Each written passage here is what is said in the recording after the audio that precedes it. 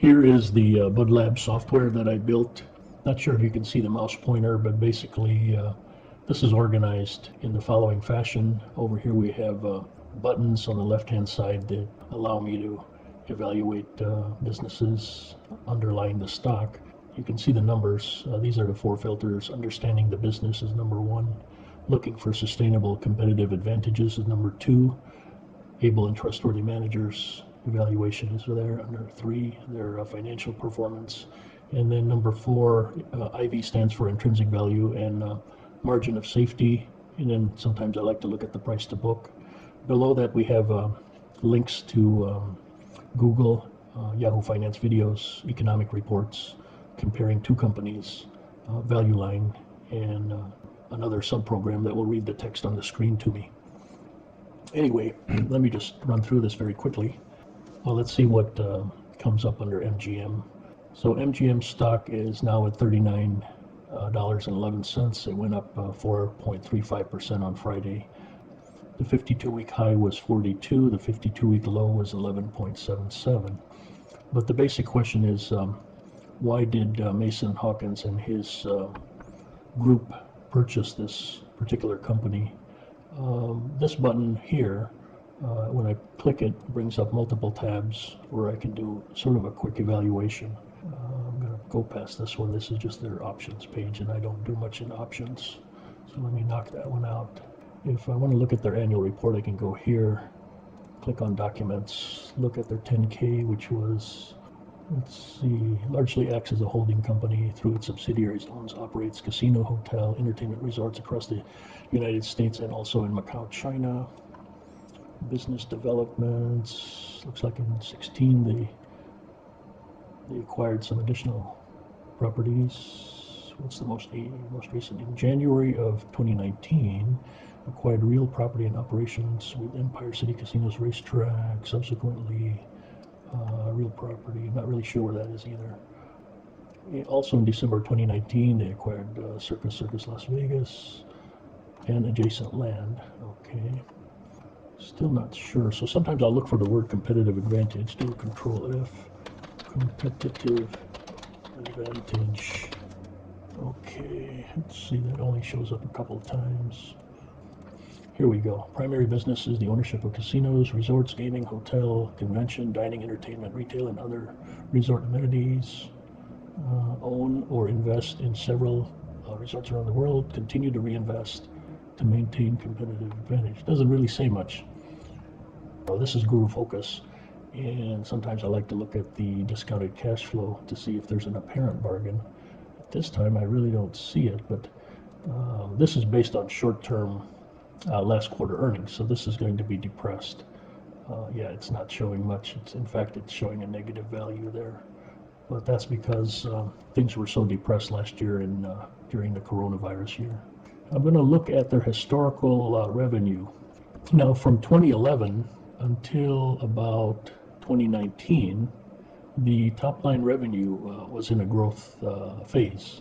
It went from $7.8 billion to $12.9 billion. And then in 2020, it dipped down more than half to $5.162 billion. And the trailing 12 months, or the last 12 months, is at $4.5 billion. So you can see here that there's really been a hit with coronavirus.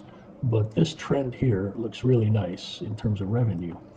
So let's look at the margins, or the gross margin. Well, I'll skip the gross margin for now. Let's just go down to net profit margin, which is a little bit more revealing. The net profit margin during those years, and keep in mind they were doing some spending and acquisitions and all that. So in 2011, here we have 39 billion and then dipped to 19. So those two together is, let's see, yeah, it's only about 10 forward there. And then the next 3 years, you have these losses or a negative net margin. Let's see here. Yeah, these would be negative. And then in 16, you have a positive 11, 17, a positive 18, and then 18 dips down to 3.79. 19 apparently was a good year at 15.8. But then here again, we have the losses incurred from coronavirus. So in terms of net margin, doesn't tell me too much because of the fluctuations. Also, we look at the return on invested capital. Nice in 2011, then mediocre through here, went positive here, 9.6 in 16, 11.8 in 17, 5.47 in 18, 12 and 19, and then the last 12 months not so nice. So that's the big puzzle right now. Why does that group see value here, or long-term value appreciation in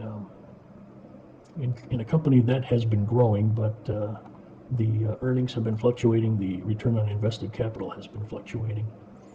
Let me look at the cash flow numbers. Similarly reflective there. Look at debt issuance. Yeah, they have had to use debt financing to grow the business. Operating cash flow. So overall, these numbers have not been that impressive to me. That's why I wonder why he sees a value bargain in this company. And at this point, it's still a big puzzle. Anyway, I'll put that on the shelf for now and go back to my Budlab software to show you the software. Up in this right upper corner is a button that which I can re-click, and it takes me to several business sites. Sometimes if it doesn't come up here, I have a button here that throws the URL to Chrome. This is what the market's done in the past 1 week. You can see now there is a slowdown in the market with the red areas, and generally people will look at this thing and look to see what's gone up, but usually a value-oriented investor will look for what's really gone down, and so you look for the deep reds, and then you try to avoid the companies that are carrying a lot of debt. But for the time being, let me go to the 1-year performance. Okay, as you can see, the whole market has had a tremendous boom in the last 1 year. So keep in mind, things were depressed about this time a year ago, May of 2020, and then gradually everything came back up. This one I like here because the Berkshire Hathaway's come up 70% since then. So it's hard to find a bargain in this type of market, but a couple that piqued my interest, I guess, is Intel, which is lower by 6.31% than it was a year ago. The other one here is Gilead, because I respect their research and development and the work they did on hepatitis drugs, and that is actually 11.27% cheaper than last year. So I may dig deeper on those two and study those a little bit more to see if they're viable bargains. Not really sure what this little red one is here. Citrix Systems, don't know much about them, and probably will stay away from that. So let's go back to Budlab and re-click that button there. This just gives the put to call ratio, and you can see here that the market is worried, I guess you could say, because the number of puts exceed the number of calls by well, it's 2 to 1 really, 2.01. So people are at least the traders on the market are sort of broadcasting the fact that they feel that they're betting that things will go down before they go up again. Twice as many puts than calls. Going back to Budlab, let's see what else we have here. Then it's always good to look at the macro and look at energy prices. Now, last week the oil and energy prices had gone up because of the Colonial pipeline hacking, where that pipeline was shut down for about a week. Now things are stabilizing a little bit, and you can see West Texas Intermediate at 63.82, and the percent changes are coming down in the 3 to 3.5% range. So hopefully gasoline will start to come back down. Los Angeles is still at 2.15 there. Moving along, I'll click on this again, and then this one just gives you the New York Times business page, which I'm going to skip for now. And the next one is the top stories in business, articles from the Financial Times. I'm going to skip that for now. New York Times, sometimes they have some interesting articles here. Next one is, now here's an interesting thing. L Brands plans to spin off Victoria's Secret. Curious to know whether this will be profitable for L brand, the limited brands, or for the newly spun off Victoria's Secret. Don't really know too much about it, so depending on whether it's a bargain, I'll take a look at that in the future. The next one is a link to the portfolio of Warren Buffett's company, Berkshire Hathaway. I did buy some Verizon communications because I was impressed with the fact that they had added 151.45% to their existing holdings to now have 146,716,000 plus shares. And their average price, I think, was around $58.69. I looked at that. I believe it's a bargain, so I purchased them.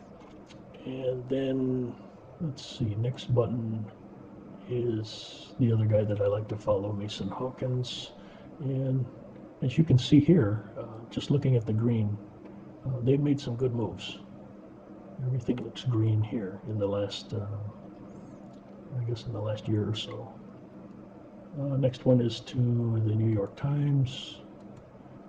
Next one is just a look at technology news. The next one is basically an advertisement for my books and software. This is just a web page that I have, which can be accessed from any smartphone by going to frips.com simple.htm. So that's about it for now. That's basically what this software does. A couple other things that I'll just pop up real quick. I have I guess you could say a combination of calculators and StocksCalc, and that's this thing here. And within this little application, I can, in the upper part, let me clear that for now. In the upper part, I can estimate the value of a bargain.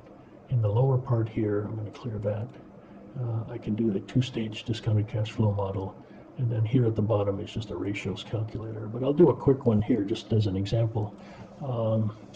Let's say a person has $1,000 and can buy something that has an expected rate of return of, say, well, let's keep it, say about 9%, willing to hold it for about 10 years. Normally on the present value of money basic calculation, that would lead to $2,367. However, if someone was lucky enough to get a 40% bargain and then recompute that, look at the return here. The return would be $3,314 with an effective annual return of 14.71. This illustrates why a bargain is so important, because that 40% leads to an extra 5.71% yearly kicker. So that pretty much explains Budlab.